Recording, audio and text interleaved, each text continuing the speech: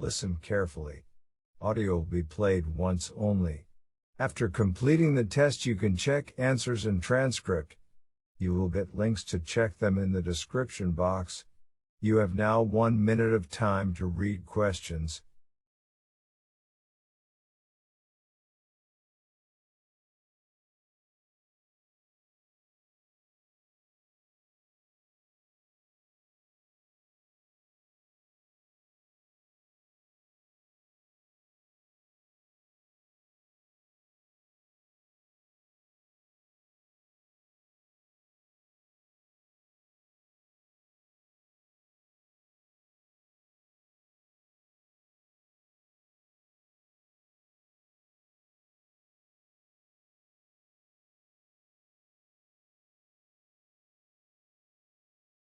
Now please take pen and paper to note down answers.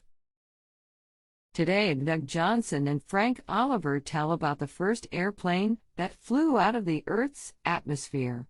It was designed to test equipment and conditions for future space flights. The plane was called the X-15. The pilot of the huge B-52 bomber plane pushes a button. From under the plane's right wing, the black sharp-nosed X-15 drops free. It is 11.5 kilometers above the Earth. Pilot Scott Crossfield is in the X-15's only seat. When he is clear of the B-52, he starts the X-15's rocket engine. And so begins the first powered flight of the experimental plane designed to take man to the edge of space. The X-15 flies high over the sandy wasteland of California's Mojave Desert. Up it flies. After 3 minutes, its fuel has burned up. It is flying about 2,000 kilometers an hour. Scott Crossfield's voice tightens. His breathing becomes harder as the plane pushes against the atmosphere. At that speed, the pressure is 3 times the force of gravity. Then the X-15 pushes over the top of its flight path. It settles into a long, powerless slide toward the landing field at Edwards Air Force Base. Designers of the X-15 have warned Crossfield about the landing.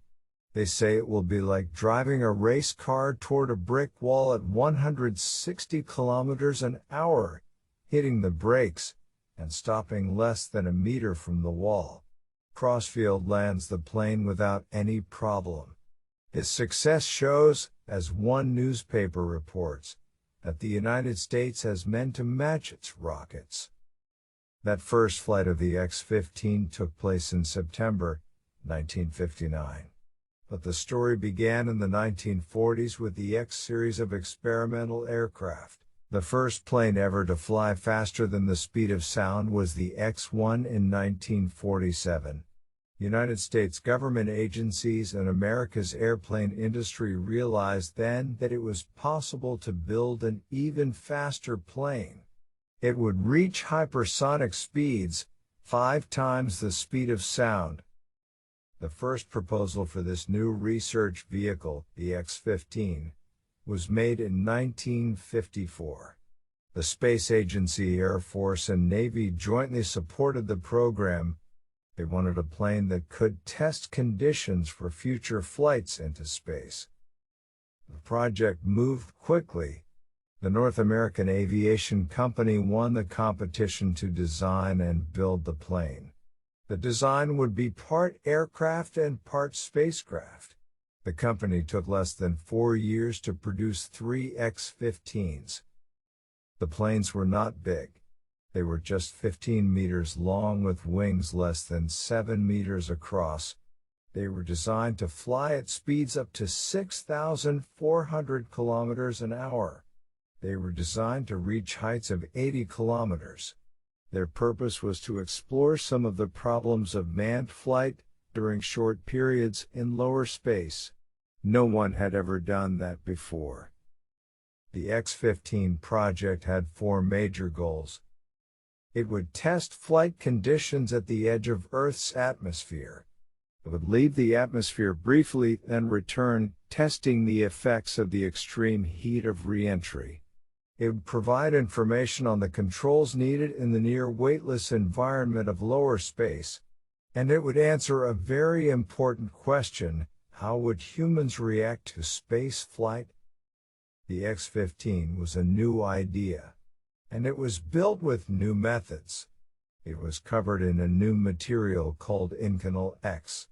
The material was a mixture of the metals nickel and chromium.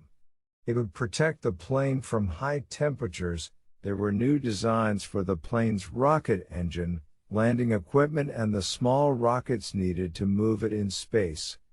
There was a new system of liquid nitrogen to keep the pilot cool and to resist the crushing force of gravity at high speeds.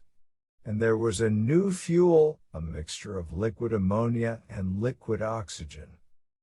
The X-15 was never designed to go into orbit, nor could it take off from the ground. It was carried into the air by a B-52 bomber. The big B-52 carried the small X-15 under its wing. It looked a little like a mother whale swimming with its baby. At about 15,000 meters, the B-52 released the X-15. After a few seconds, when the X-15 was safely away, the pilot started its rocket engine. The X-15 flew upward with unbelievable power.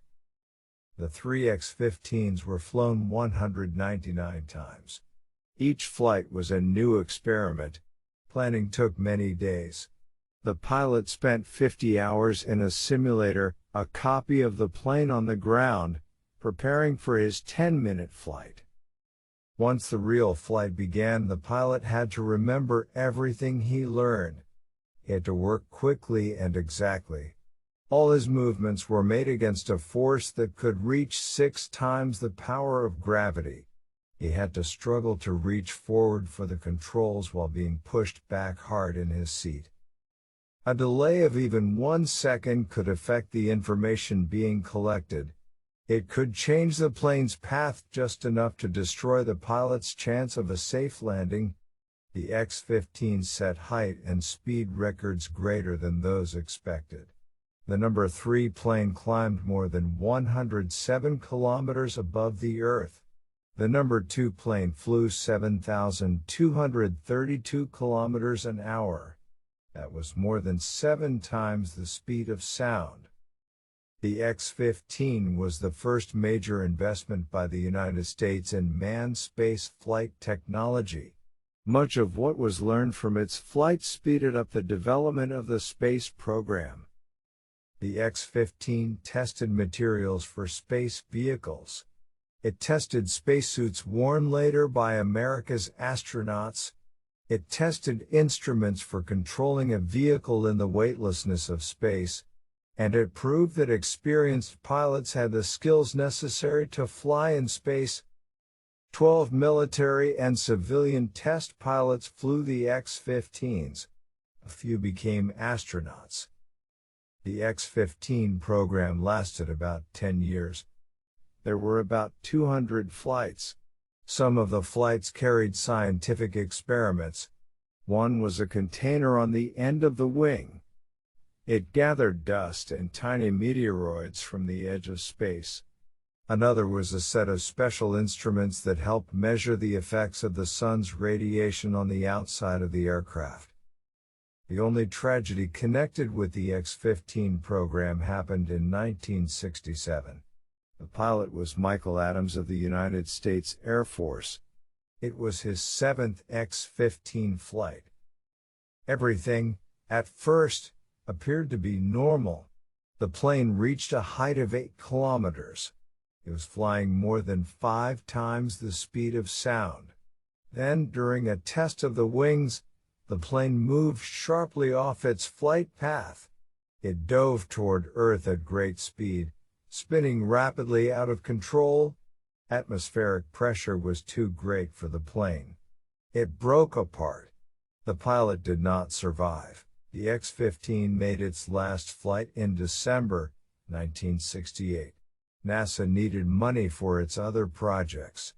It decided to end the X-15 program. Many space experts disagreed with the decision.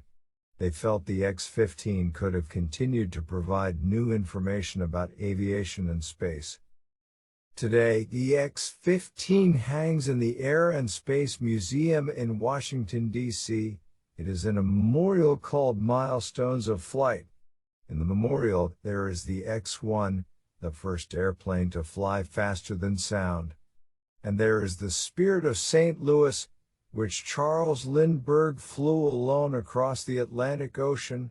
There also are copies of famous spacecraft like Russia's Sputnik and Pioneer 10. On the floor below these aircraft are 3 spacecraft command ships.